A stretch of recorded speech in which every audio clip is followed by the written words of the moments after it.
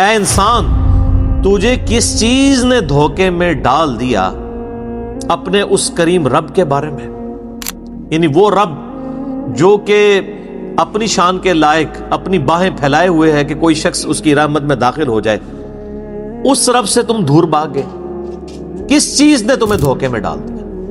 وہ چیز ظاہر دنیا کی محبت ہے، وہ بار بار قرآن حکیم میں اس چیز کا ذکر آتا ہے، اور اس چیز کو جو یوٹیلائز کرتی ہے پرسنالٹی وہ شیطان ہے۔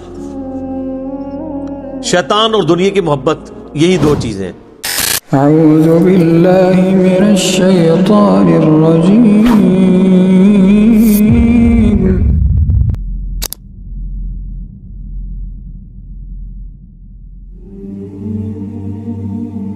پہلے بھی کئی دفعہ یہ چیز عرض کی ہے کہ یہ آتش فشاں کا جو نظام ہے اس کرۂ ارض کے اندر، یہ اللہ تعالیٰ کی قدرت کا بڑا غیر معمولی ایک مظہر ہے، اور سمندروں کے اندر جب آتش فشاں پھٹتے ہیں اور لاوا سمندر اگلتے ہیں تو اس کی وجہ سے سمندروں کے اندر ویوز پیدا ہوتی ہیں، وہی سونامی کی فارم میں آ کے ٹکراتی ہیں، اور اسی کی وجہ سے جب یہ آتش فشاں اپنا لاوا اگلتے ہیں تو اس لاوے کی وجہ سے کئی ایک آئرلینڈز وجود میں آ جاتے ہیں، نئے نئے جزیرے وجود کے اندر آتے ہیں۔ اب آپ یہ امیجن کریں کہ قیامت والے دن جب اللہ تعالیٰ اس زمین کو کھینچے گا، وَإِذَا الْأَرْضُ مُدَّتْ، اور وَإِذَا آگے پھر آگے جاتا ہے کہ اللہ تعالیٰ جو ہے وہ زمین کو جو ہے وہ کوٹے گا اور بالکل فلیٹ کر دے گا جیسا کہ اللہ تعالیٰ چاہے گا، تو اس کی وجہ سے زمین کا جو لاوا ہے یہ باہر نکلے گا، یعنی جو سائنٹیفکلی ہمیں چیز سمجھ آتی ہے واللہ عالم۔ اور جب زمین کا لاوا اتنی کثرت کے ساتھ باہر نکلے گا تو یہ جتنے آپ کو سمندر نظر آ رہے ہیں یہ سمجھ لیں بہت بڑی بڑی ایک دیگیں بن جائیں گی جن کے نیچے آگ جلی ہوئی ہوگی، اور جب یہ پھر پانی ابلے گا تو پھر یہ باہر نکلے گا سونامی کے فارم میں۔ آج تو ہم اس چیز کو آبزرو کر سکتے ہیں کہ جب سمندر کے اندر لاوا اگلتا ہے تو یہ سمندر بہنا شروع کر دیتا ہے، یعنی اپنی جو باؤنڈریز ہیں اس سے بھی باہر نکلتا ہے، کئی کلومیٹرز تک کوئی بھی راستے میں چیز آتی ہے وہ بچتی نہیں ہے۔ تو یہ اسی نقشے کو کھینچا جا رہا ہے کہ قیامت والے دن سمندر جو ہیں وہ بہنا شروع کر دیں گے، یعنی اس طرح ان کے نیچے گرمائش والا معاملہ ہوگا۔ وَإِذَا الْقُبُورُ بُعْثِرَتْ، اور جب قبریں زیر و زبر کر دی جائیں گی، اکھاڑ دی جائیں گی قبریں، ظاہر ہے قبروں سے مردے باہر نکلیں گے، اور پچھلی صورت میں ہم پڑھ چکے ہیں کہ اللہ تعالیٰ یعنی ان کا ایسا کوئی سافٹ ویئر فٹ کرے گا کہ وہ سب کے سب جو ہے وہ میدان محشر کی طرف جمع ہونا شروع ہو جائیں گے۔ عَلِمَتْ نَفْسٌ مَا قَدَّمَتْ وَأَخَّرَتْ، ہر جان لے گی جو کچھ اس نے آگے اعمال بھیجے تھے یا پیچھے چھوڑ کر آیا تھا اپنے اثرات، یعنی کئی لوگ ہیں وہ اپنے اعمال تو آگے بھیجتے ہیں اور ساتھ ہی ساتھ دین کا ایسا کام کر کے جاتے ہیں کہ پیچھے اس کے اثرات باقی رہتے ہیں، جو لوگ اس کے اوپر عمل کرتے ہیں اس کا ثواب بھی اسے ملتا ہے، اور اگر وہ برے اعمال چھوڑ کے جاتے ہیں تو اپنا وبال تو چکھیں گے، جو پیچھے چھوڑ کے جائیں گے ان کا وبال بھی انہیں چکھنا پڑے گا۔ صحیح مسلم میں حدیث ہے کہ اللہ کے محبوب صلی اللہ علیہ وآلہ وسلم نے فرمایا، جس نے اسلام میں کوئی اچھا طریقہ جاری کیا تو جتنے لوگ اس کے اوپر عمل کریں گے اس کا ثواب اسے ملے گا۔ اچھی بدعت نہیں، سنتن حسنتن، اچھا طریقہ۔ جیسا کہ میں کہتا ہوں امام بخاری نے ایک اچھا طریقہ جاری کیا کہ نبی الاسلام کی احادیث کو کتابی شکل میں لکھا، حدیثیں وہی تھی کتابی شکل میں، تو یہ ایک اچھا طریقہ ہے۔ اور آج کے دور میں اس کا اچھا طریقہ ہے کہ عربی سافٹ ویئرز بنائے گئے ہیں احادیث کی کتابوں کے، قرآن حکیم کے، اینڈرائڈ ایپس بن چکی ہیں، یہ سب کے سب اسلام میں اچھے طریقے ہیں۔ پہلے لوگ گٹھلیوں کے اوپر پڑھتے تھے، تسبیح کے دانوں پہ پڑھتے تھے، اب اس کی ماڈرن فارم جو ہے وہ الیکٹرانک کاؤنٹر کی شکل میں، یہ اسلام میں ایک اچھا طریقہ ہے۔ تو جس نے اسلام میں اچھا طریقہ جاری کیا، جتنے لوگ اس پر عمل کریں گے اس کا ثواب اس کو ملے گا اور ان کے اپنے ثواب میں بھی کمی نہیں ہوگی، اور جس نے اسلام میں برا طریقہ جاری کیا تو جتنے لوگ اس پہ عمل کریں گے اس کا وبال اس پہ ہوگا اور ان کے وبال میں بھی کمی نہیں آئے گی۔ یہ حدیث صحیح مسلم میں، اور صحیح مسلم میں ایک اور حدیث ہے کہ نبی صلی اللہ علیہ وآلہ وسلم نے فرمایا، جس شخص نے کسی کو ہدایت کی طرف رہنمائی کی تو جتنے لوگ اس راستے پہ چلیں گے اس کا ثواب اس شخص کو ملے گا۔ یعنی اس کائنات میں سب سے زیادہ نامہ اعمال میں جس کے ثواب جا رہا ہے وہ امام اعظم محمد رسول اللہ صلی اللہ علیہ وآلہ وسلم ہے۔ جنہوں نے پوری انسانیت کی رہنمائی کی ہے ہدایت کی طرف. اور جس شخص نے گمراہی کی طرف رہنمائی کی تو سب لوگوں کا وبال اس پر ہوگا اور ان کے اپنے وبال میں بھی کمی نہیں آئے گی. تو ایک تو معنی اس کا یہ ہے کہ ہر جان جان لے گی کہ جو اس نے نامہ اعمال اللہ کے حضور بھیجا تھا اور جو پیچھے نامہ اعمال چھوڑ کے آیا تھا، اچھا یا برا. اور ایک دوسرا معنی بھی اس کا بنتا ہے، عالمت نفس ما قدمت و اخرت. ہر جان جان لے گی کہ جو کچھ اس نے مقدم رکھا اور جس چیز کو مؤخر کیا، جس چیز کو اس نے پرائورٹی دی اور جس نے اس کو پرائورٹی نہیں دی. کس چیز کو؟ یعنی ایک شخص دنیا کی زندگی کو ترجیح دیتا ہے اور اللہ کو اور آخرت کو پیچھے ڈال دیتا ہے، تو وہ شخص پھر وہ دیکھ لے گا کہ دنیا میں جو اس نے ترجیح دی تھی نا دنیا کی زندگی کو اور اللہ کو پیچھے ڈال دیا تھا، اس کا وبال چکھ لے گا. اور جس نے اللہ کو ٹاپ پرائورٹی دنیا کی زندگی میں ترجیح اول مانا، یعنی اللہ کو آگے رکھا دنیا پیچھے رکھی، تو اس کی جزا بھی دیں گے. تو یہ دونوں معنی بیک وقت درست ہیں. عالمت نفس ما قدمت، ہر جان جان لے گی جس چیز کو اس نے مقدم کیا، جس چیز کو اس نے پرائورٹی دی، وہ اخرت، اور جس کو پیچھے چھوڑ دیا. کسی نے اللہ کو پیچھے چھوڑا، دنیا کو ترجیح دے دی. کسی نے اللہ کو ترجیح دی اور دنیا کو پیچھے چھوڑ دی.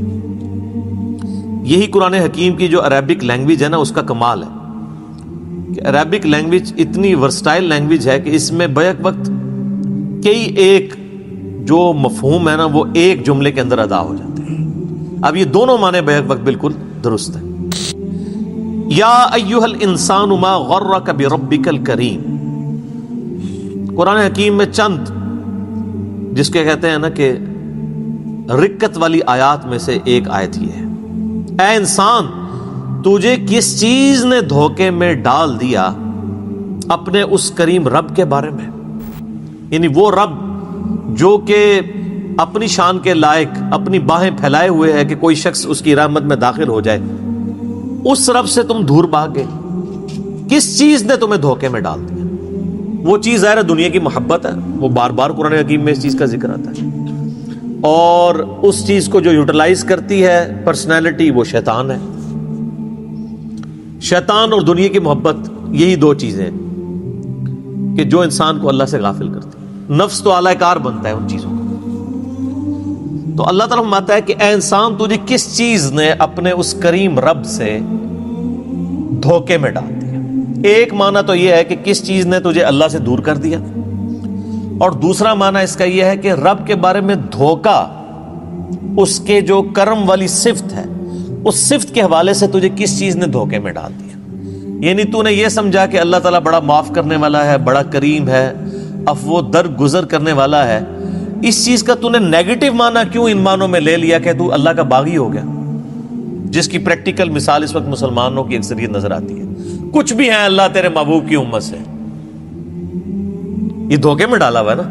اللہ کا جو کرم ہے، اللہ کی جو رحمت ہے، اس کے معاملے میں شیطان نے ہمیں دھوکے میں ڈال دیا. ہم نے اس چیز کا یہ معنی لے لیا کہ اب اللہ تعالیٰ کی اطاعت تو کرنی نہیں، خوب نافرمانیاں کرنی ہے، وہ تو ہے ہی کریم ہے، معاف کر دے گا. یہ معنی بھی بیک وقت اس میں درست ہے. یا ایھا الانسان ما غرک بربک الکریم. کس چیز نے تجھے اس کرم والے رب کے معاملے میں دھوکے میں ڈال دی؟ یعنی تجھ سے کوئی اللہ نے عہد لے لیا کہ تو خوب نافرمانیاں کر اور بغیر توبہ کے مر جا اور میں قیامت الدن تجھے بخش دوں گا.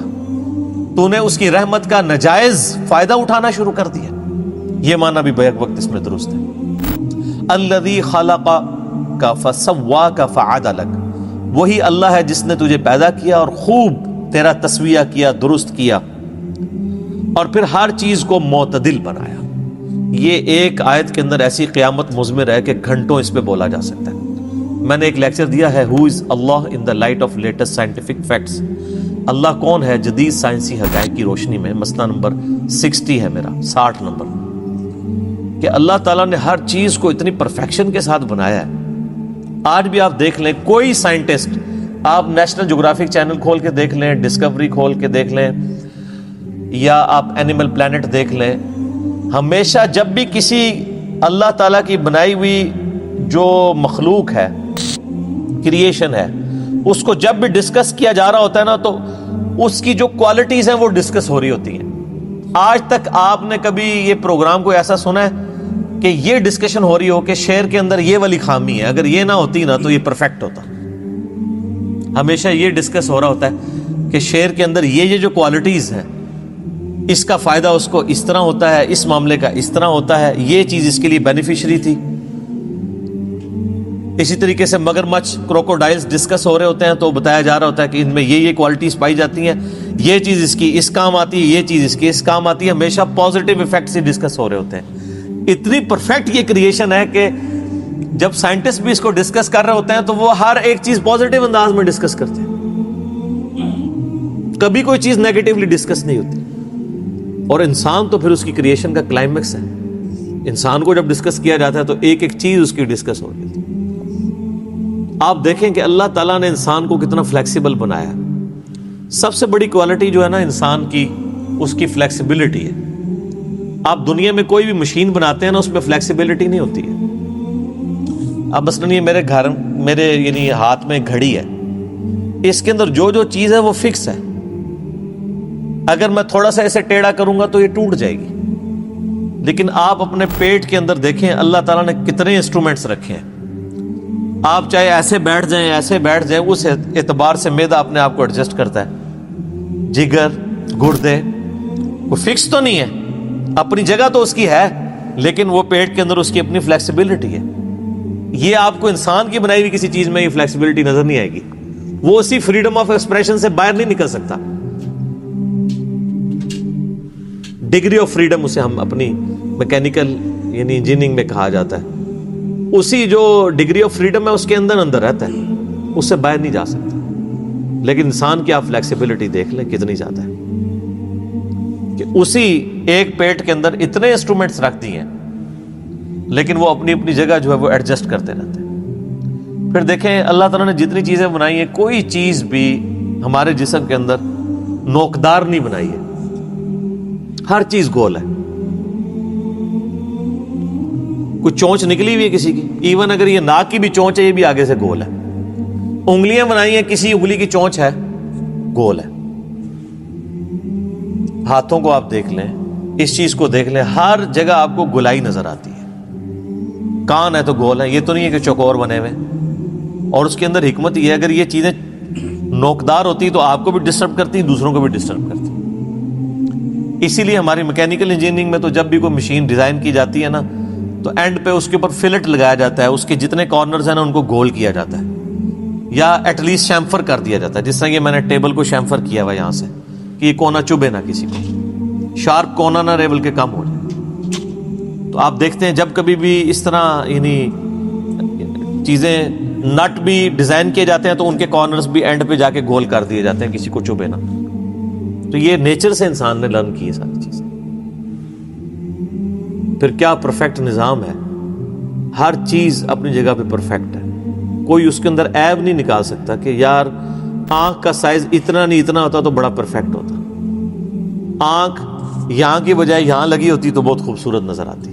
نہیں، نہ تو اس کی فزیکل یعنی جو پوزیشن ہے اس کے اوپر کوئی انگلی اٹھا سکتا ہے، نہ اس کی کوالٹی اس کے اوپر انگلی کو اٹھا سکتا ہے. ایسی پرفیکٹ ہر چیز اللہ تعالیٰ نے بنائی. پودوں کو دیکھنا شروع کر دیں تو آپ کو سائنٹسٹ بھی بتائیں گے کہ جی یہ آم کا پودا ہے تو اس کی گٹھلی اتنی کیوں ہے، اس کے ساتھ ایسا معاملہ کیوں ہے، سیب کے ساتھ ایسے کیوں ہے، تربوز کے ساتھ ایسے کیوں ہے.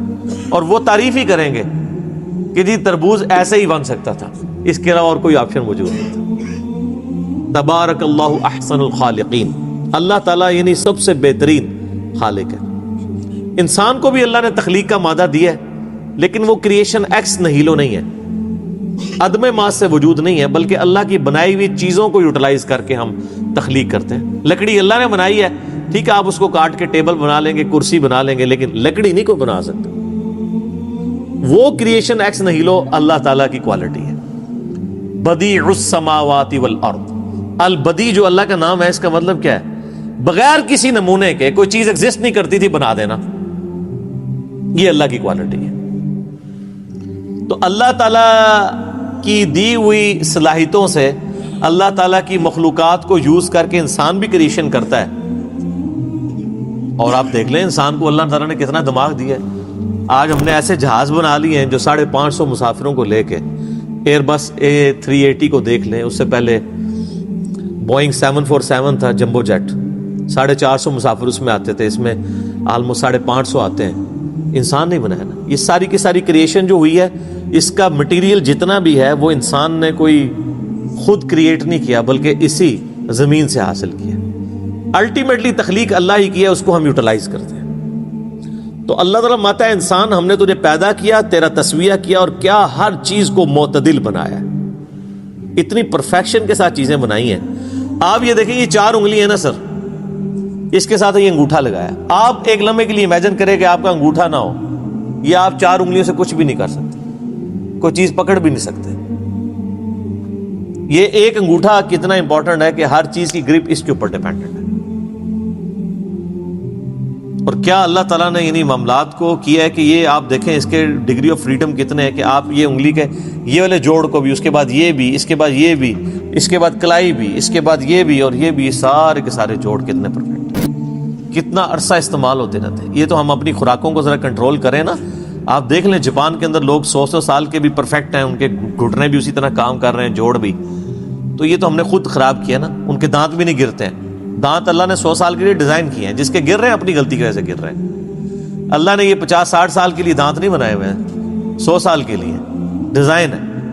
وہ ہم چونکہ اب اس طرح حفاظت نہیں کرتے ہیں، اس کی وجہ سے گر جاتے ہیں. ہر چیز پرفیکٹ بنائی ہے اور ڈیزائن ہوئی ہے اس کے لیے. تو آپ یہ دیکھ لیں کہ جو لوگ اس طرح کی اپنی چیزوں کا، صحت کا خیال رکھتے ہیں، اور بڑی پرفیکشن کے ساتھ معاملات کو لے کے چل رہے ہوتے ہیں. اور ہر چیز معتدل بنائی ہے اللہ تعالیٰ نے. 2 ٹانگوں کے اوپر انسان کو کھڑا کر دیا. اعتدال ہے نا سر، کتنی پرفیکشن کے ساتھ ہر چیز کو اس طرح بیلنس کیا ہے. ورنہ آپ امیجن کر سکتے ہیں کہ 2 ٹانگوں کے اوپر کوئی چیز کھڑی ہو جائے. ابھی دیکھ لیں ہم جتنی بھی چیزیں بناتے ہیں کم از کم 4 ٹائر رکھتے ہیں اس کے بیلنس کرنے. اور یہ جو روبوٹ وغیرہ بھی بنائے ہیں، آپ ان کو چلتے ہوئے دیکھ لیں، وہ مشکل سے ہی چل رہے ہوتے ہیں. وہ انسان والی پرفیکشن نظر آ رہی ہوتی ہے. فی ای صورت ما شاء رکبک، جس شکل میں چاہا تجھے ترکیب کر دیا. یعنی اللہ تعالیٰ نے آپ دیکھیں کہ ہر انسان کے چہرے کے اوپر 2 آنکھیں، 1 ناک، 2 ہونٹ، 2 کان، یہ سب کے یہی ہیں نا. لیکن ایک بندے کی شکل دوسرے سے نہیں ملتی ہے. میتھمیٹکس میں تو فارمولا بولا جاتا ہے کہ پاسبلٹیز یہ ہیں کہ 2 raised to power n، یعنی اگر چہرے کے اوپر 5 چیزیں لگی ہیں نا تو 2 raised to power n، 2 multiplied by 2 multiplied by 2 multiplied by 2 multiplied by 2، یہ پاسبلٹیز بنتی ہے.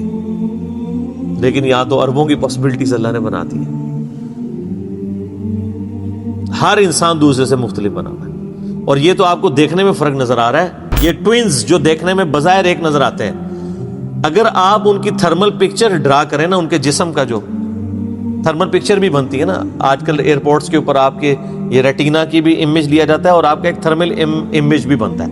2 بالکل ایک جیسے ہم شکل لوگ ہیں نا، اگر آپ ان کے یعنی ہیٹ کا جو امیج ڈرا کریں گے بالکل دونوں سے مختلف ہوگا. سر یہ ایک انگلی جو ہے، اس کا جو فنگر پرنٹ ہے، یہ دنیا میں دوسرے بندے کے ساتھ میچ نہیں کرتا. کتنی زبردست پرفیکشن ہے. یہ سبحان اللہ کہنا کو دل چاہتا ہے. اللہ اکبر کبیرا والحمد للہ کثیرا وسبحان اللہ بکرۃ واصیلا. تو اللہ تعالیٰ ہے جیسی شکل اس نے چاہی تیرے لیے وہ بنا دی. کسی شخص نے اپنی شکل خود چوز نہیں کی ہوئی ہے، اسی لیے شکل کے اندر عیب بھی نہیں نکالنا چاہیے. بخاری مسلم میں حدیث ہے، نبی علیہ السلام نے چہرے پہ تھپڑ مارنے سے بھی منع فرمایا. یہ اللہ تعالیٰ کی کریشن کا کلائمیکس ہے نا. دیکھیں نا سورت کو اللہ فرماتا ہے جیسے میں نے چاہا سورت بنائی. کلا بل تکذبون بالدین، یہ سچ ہے کہ تم جھٹلاتے ہو روزے جزا کو. وَإِنَّ عَلَيْكُمْ لَحَافِظِينَ، جبکہ ہم نے بے شک تمہارے اوپر محافظ مقرر کیے. یعنی قیامت کا دن قائم ہونا ہے، اور یہ جو کچھ تم دنیا میں کر رہے ہو یہ محافظین ہیں تم پہ، جو تمہارے ایک ایک عمل کا ریکارڈ کر رہے ہیں. اور وہ بھی صرف ہماری تسلی کے لیے، وہ ریکارڈ نہ بھی کریں، اللہ کا علم ہی کافی ہے. کرامن کاتبین، وہ لکھنے والے یعنی اللہ تعالیٰ کی طرف سے معزز فرشتے مامور ہیں، یعلمون ما تفعلون، وہ جانتے ہیں جو کچھ تم کرتے ہو۔ انسان جو کچھ کرتا ہے وہ نوٹ کر لیتے ہیں، نیکی ہے تب بھی نوٹ ہو رہی ہے، برائی ہے تب بھی نوٹ ہو رہی ہے، اور قیامت والے دن نامہ اعمال لا کے انسان کے سامنے رکھا جائے گا، اور اللہ تعالیٰ فرمائے گا کہ آج اپنا نامہ اعمال پڑھ، آج تو اپنا حساب کرنے کو خود ہی کافی ہے۔ سورہ بنی اسرائیل میں آتا ہے ان الابرار لفی نعیم۔ اب یہ سب کچھ نامہ اعمال تو لکھے جا رہے ہیں، لیکن اس کے بعد انجام کار کیا ہونے والا ہے قیامت والے دن؟ بے شک جو نیکوکار لوگ ہیں وہ عیش و آرام میں ہوں گے، اللہ کی نعمتوں میں ہوں گے۔ وَإِنَّ الْفُجَّارَ لَفِي جَحِيمٍ، اور جو بدکار لوگ ہیں وہ جہنم کے اندر ہوں گے۔ اللہم اجرنا من النار، اللہم اجرنا من النار، اللہم اجرنا من النار، آمین۔ یصلونہا یوم الدین، وہ داخل ہوں گے اس جہنم میں اس بدلے کے دن، قیامت کے دن۔ وما ہم عنہا بغائبین، اور پھر وہ اس سے غائب نہیں ہو سکیں گے، کوئی نکل نہیں سکتا دوزخ سے۔ دنیا کی جیل تو کوئی توڑ کے نکل سکتا ہے، اللہ کی جیل سے کوئی نہیں نکل سکتا۔ وما ادراک ما یوم الدین، اور تمہیں کیا ادراک، تمہیں کیا خبر، تم کیا اسیس کر سکتے ہو کہ وہ جو روز جزا کا دن کیسا ہوگا۔ ثم ما ادراک ما یوم الدین، پھر تمہیں کیا معلوم کہ وہ قیامت کا دن کیسا ہوگا۔ یوم لا تملک نفس لنفس شیئا، وہ دن ایسا ہے جب کسی جان کو دوسری جان کا کوئی اختیار نہیں ہوگا۔ دنیا میں تو کوئی دھونس لگا لیتا ہے نا کہ جی تم میرے مرید ہو جاؤ، میں اس وقت تک جنت میں نہیں جاؤں گا جب تک اپنے سارے مریدین کو ساتھ نہ لے جاؤں۔ اللہ تعالیٰ ہمارا قیامت والے دن ایسا سخت دن ہے کہ کسی جان کو کوئی اختیار نہیں ہوگا دوسری جان کے لیے۔ حتیٰ کہ بخاری اور مسلم دونوں میں حدیث ہے کہ نبی علیہ السلام نے فرمایا، اے میری بیٹی فاطمہ، میرے مال سے جو کچھ لینا ہے مجھ سے لے لے، اگر اللہ نے قیامت والے دن تجھے پکڑ لیا تو میں تجھے چھڑوا نہیں سکوں گا۔ پھر آپ نے اپنی پھوپھی کو مخاطب کیا، اے میری پھوپھی صفیہ، میرے مال سے کچھ لینا لے لے، لیکن اگر اللہ نے تجھے پکڑ لیا تو میں تمہارے کچھ کام نہیں ہوں۔ پھر آپ علیہ السلام نے اپنے خاندان کو مخاطب کیا، اے بنو ہاشم، دنیا میں کوئی معاملہ میں تمہارے ساتھ کر سکتا ہوں، اگر قیامت والے دن اللہ تعالیٰ نے تمہیں پکڑ لیا تو میں تمہارے کچھ کام نہیں آؤں گا۔ کتنا یعنی سخت معاملہ ہے۔ ان چیزوں کے ہوتے ہوئے کوئی شخص اتنی جرت کر سکتا ہے کہ وہ کہے کہ قیامت دن دیکھا جائے گا انشاءاللہ، میں تمہارے گناہوں کا بوجھ اٹھا لوں گا، یا میں انشاءاللہ تمہاری سفارش کر دوں گا۔ وَلِعَوْذُ بِاللَّهِ تَعَالَى۔ ایک شفاعت ہے وہ بالاذن ہے نبی علیہ السلام کی، وہ بھی بالوجاہت نہیں ہے، بالاذن ہے، دھونس کے ساتھ نہیں۔ اللہ جس کے لیے چاہے گا اس کے لیے آپ علیہ السلام کی سفارش قبول کر لیجیے۔ تو اللہ تعالیٰ ہمارا ہے اس دن کسی جان کو دوسری جان کا کوئی اختیار نہیں ہوگا۔ وَالْأَمْرُ يَوْمَئِذٍ لِلَّهِ، اور اس دن سارے کا سارا حکم اللہ ہی کا ہوگا۔ اچھا یہ بڑی کانٹے کی بات ہے، حکم تو ادھر بھی اللہ کا ہے، تو قیامت والے دن ہر حکم اللہ ہی کا ہونا تو کوئی نئی بات نہیں ہے، نئی بات ہے، اس لیے کہ قیامت والے دن دوسرے کسی کی مرضی نہیں چلے گی۔ اس دنیا میں اللہ کے علاوہ بھی اور لوگوں کی مرضیاں چل رہی ہیں، انسان اپنی مرضی کی زندگی گزار رہے ہیں کیونکہ اللہ نے اختیار دیا ہے۔ اِنَّا هَدَيْنَاهُ السَّبِيلَ إِمَّا شَاكِرًا وَإِمَّا كَفُورًا، ہم نے ہدایت کا راستہ واضح کر دیا ہے، چاہے تو شکر گزاری کی روش اختیار کرو، خواہ ناشکری کی۔ یعنی کبھی ایسا نہیں ہوگا کہ اذان کی آواز آئے اور آپ مسجد کی طرف چلیں تو شیطان آپ کو روک لے فزیکلی آ کے کہ میں تمہیں مسجد میں نہیں جانے دوں گا، ایسا نہیں ہوگا۔ اور نہ ایسا ہوگا کہ اذان کی آواز آئے اور آپ مسجد میں جانا نہ چاہیں، آٹومیٹکلی آپ کے قدم اٹھ کے مسجد تک آپ پہنچیں، ایسا نہیں ہوگا۔ ایسا ہوتا نا اگر پھر اللہ کا حکم چل رہا ہوتا۔ آپ دیکھیں کہ اللہ تعالیٰ نے اتنا با اختیار بنایا، آپ اپنے اعضاء کو اپنی مرضی سے حرکت دیتے ہیں۔ ٹھیک ہے کہ پوٹینشلی طاقت اس نے رکھی ہے، لیکن بہرحال وہ کر رہے تو آپ خود ہو رہے ہوتے ہیں، اپنی مرضی سے آپ کھانا کھا رہے ہوتے ہیں، اپنی مرضی سے ہاتھ برائی کی طرف بڑھاتے ہیں یا اچھائی کی طرف۔ ظاہر ہے اللہ کی طرف تو اسے منسوب نہیں کریں گے، اللہ نے تو پوٹینشل اختیار آپ کو دیا ہے، اس کے بعد آپ کی مرضی ہے جو مرضی کریں۔ تو دنیا میں انسان کو بھی اختیار ہے، دنیا میں جنات کو بھی اختیار ہے کہ وہ اپنی مرضی سے شکر گزاری کی روش اختیار کر سکتے ہیں، ناشکری کی روش بھی، نافرمانی کریں گے تو کوئی پکڑ نہیں آئے گی دنیا میں۔ اور اگر کوئی تابع فرمان رہیں گے تو کوئی آپ کو ہار نہیں پہنایا جائے گا. آخرت کے اندر فیصلہ. لیکن آخرت میں جا کے یہ والا معاملہ نہیں ہوگا کہ جو آپ دنیا میں کر رہے ہیں وہی آپ کی مرضی چلے. دنیا میں ہمارے اعضاء ہماری مرضی سے چل رہے ہیں نا. لیکن سورہ حامیم السجدہ سورت نمبر 41 میں اللہ تعالیٰ فرماتا ہے کہ قیامت والے دن انسان کے اپنی اعضاء اس کے کیے ہوئے، ایون اس کی کھال بھی گواہی دے گی اس کے اوپر. منہ پہ تو مور لگا دی جائے گی. پھر انسان کہے گا کہ اپنے اعضاء سے مخاطب ہوگا کہ میرے ہاتھ تو یہ میرے تھے، تم نے میری خلاف گواہی کیوں دی؟ تو ہاتھ بول کے کہیں گے، پاؤں، آنکھیں، کھال، جسم کا ایک ایک عضو بول کر کہے گا کہ آج ہمیں اس اللہ نے زبان دے دی ہے جس نے ہر چیز کو زبان دی تھی دنیا کے اندر. دنیا میں ہمارے ہاتھ خاموش ہیں لیکن قیامت دن یہ بولیں گے، حق میں یا خلاف گواہی دیں گے. تو یعنی ہمارا یہ والا اختیار بھی ہم سے چھین لیا جائے گا. حتیٰ کہ قرآن حکیم میں آتا ہے کہ قیامت والے دن جب اللہ تعالیٰ کی ایک شان دکھائی جائے گی، ساکھ کھولی جائے گی، تو ساری مخلوقات سجدے میں گریں گی. لیکن جنوں انس میں سے صرف وہی لوگ سجدے میں گرنے میں کامیاب ہوں گے جو دنیا میں اللہ کو سجدہ کیا کرتے تھے. اور جنہوں نے دنیا میں سجدہ نہیں کیا وہ سجدہ کرنا بھی چاہیں گے، ان کی کمر تختہ ہو جائے گی. تو پھر اس کا مطلب ہے ٹوٹل حکم اللہ کا چل رہا ہے. ورنہ اگر اختیار ہوتا تو میں اپنی کمر جھکانے کے اوپر قدرت رکھتا ہوں تو آخرت میں بھی جھکا لوں گا. نہیں، آخرت میں ٹوٹل اختیار اللہ کا. اور اتنا سخت معاملہ ہے کہ اللہ تعالیٰ نے اپنا قیامت کے دن جو نام رکھا ہے نا وہی بڑا سخت رکھا ہے. لمن الملک اليوم للہ الواحد القہار. آج کے دن کس کی بادشاہت ہے؟ اس اکیلے اللہ کی جو القہار ہے، سب پہ چھایا ہوا ہے.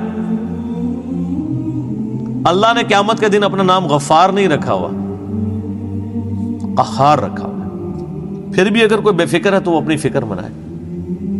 بخاری مسلم کی کتنی احادیث ہیں حدیث شفاعت والی کہ ایون انبیاء اکرام بھی نفسا نفسی کر رہے ہیں، نفسی نفسی نفسی. آج ہمیں اپنی جان کی فکر. اولو العزم پیغمبر بھی اپنی جان کی فکر میں.